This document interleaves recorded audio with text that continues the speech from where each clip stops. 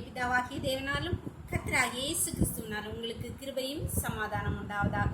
நாளும் கூட நமக்கு ஜீவனை தந்ததும் இல்லாமல் தயையும் பாராட்டின தேவாதி தேவனை துதிக்கலாமா? நன்றியோடு நல்ல தேவா, நன்றியோடு நல்ல தேவா, நன்மைகள் எல்லாம் நினைக்கின்றே, நல்லவரை உம்மை துதிக்கின்றே, குறைவில்லாமல் நடத்தினீரே, தடையெல்லாம் நீர் அகற்றினீரே, என்னை தாழ்த்தி உம்மை உயர்த்திடுவே, என் வாழ்வில் நாயகன் நீரே.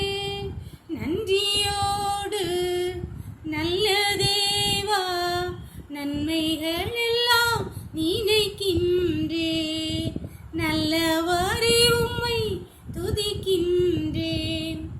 உயர்விலும் தாழ்விலும் என் துணையாக வந்தீரே, நிறைவிலும் என் குறைவிலும் என் நம்பிக்கை ஆனவரே, எல்லா நட்சத்திரங்கள் பெயர் அறிந்தவரே, என் முகத்தை உம் கையில் வரைந்தவரே, என்னை மறவாமல் நினைப்பவரே.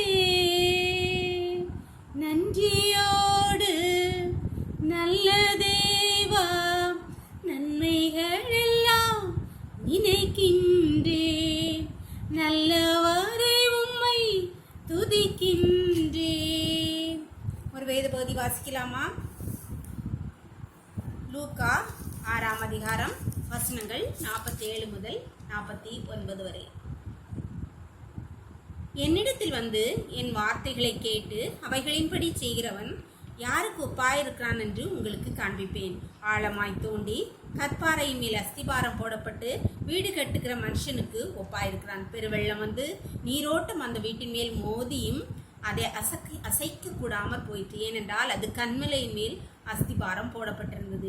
என் வார்த்தைகளை கேட்டும் அவைகளின்படி செய்யாதவனோ அஸ்திபாரம் இல்லாமல் மண்ணின் மேல் வீடு கட்டினவனுக்கு ஒப்பாயிருக்கிறான். நீரோட்டம் அதன் மேல் மோதினுடனே அது விழுந்து முழுவதும் அழிந்தது என்றார்.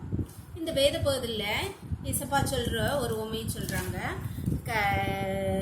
நீரோட்டம் வந்து பெருவெள்ளம் எல்லாம் வந்தாலும், புயல் வந்தாலும், மழை வந்தாலும், எது வந்தாலும் கண்மனையின் மேல் அஸ்திபாரம் போட்டிருந்தவருடைய வீடு அசையாமல் இருக்குன்னு சொல்கிறார். அதே போல தான் யோபு, அதை உதாரணமாக எடுத்துக்கொள்ளலாம். யோபுடைய வாழ்க்கையில் ஒரே நாளில் எல்லாத்தையும் இழக்கிறான். செல்வம், வீடு, சுகம், பலன், பிள்ளைகள் எல்லாத்தையும் இழந்து ஒன்றுமில்லாமல் ஜீரோவாகிறான். ஆனால் அவனுடைய அஸ்திபாரம் கண்மனையின் மேல் இருந்தது. அவன் நம்பிக்கை தேவன் மேல் உண்மையான நம்பிக்கையாக இருந்தது. நான் அவரை பார்ப்பேன், நான் கர்த்தரை பார்ப்பேன், நான் பார்த்தா போதும்னு அவனுடைய நம்பிக்கை. அவனுக்கு ஒரு நம்பி இருக்கிறது, நான் ஆண்டவரை பார்த்தால் அவர் நிச்சயமாய், அவரை மட்டும் பார்த்தா போதும், அவர் நிச்சயமாய் சகலத்தையும் எனக்கு திருப்பி தருவாருங்கிற ஒரு நம்பிக்கை அவனுக்கு இருந்தது.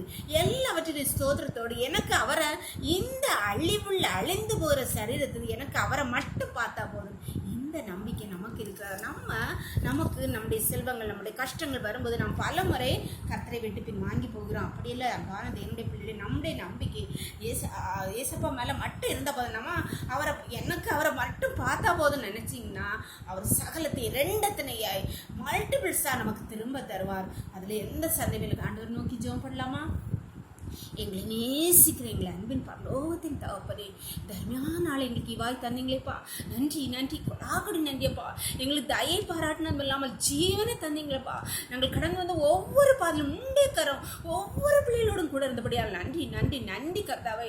இந்த நேரத்திலும் கர்த்தாவே, தங்கள் விசுவாசத்தை இழக்கும் நிலையில் இருக்கிற கர்த்தாவே, சகலத்தை இழந்து கஷ்டங்களினால், கண்ணீரில், கவலையில், வேதனையினாலும் உண்மை விட்டு பின்வாங்கும் நிலையில் இருக்கிற ஒவ்வொரு பிள்ளைகளும் முண்டை கருத்தில் தருகிறோம் அப்பா.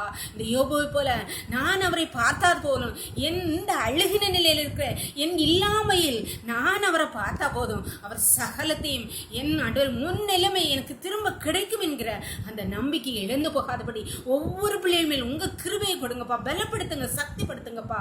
ஒவ்வொருடைய கருத்தில் தெரிகிறோம். இந்த ரோக்களை மூடி மறைத்துக்களும் சகல துதியும் கனமும் பலமையும் பலனும் ஞானமும் எங்கள் தெய்வாதி தேவன் ஒருவருக்கே செலுத்துகிறோம். இயேசுவின் மூலம் ஜெபத்தை பரலோகத்தின் தந்தையே. ஆமீன், ஆமீன். God bless you. கர்த்தர் உங்களை ஆசீர்வதிப்பாராக. ஆமீன்.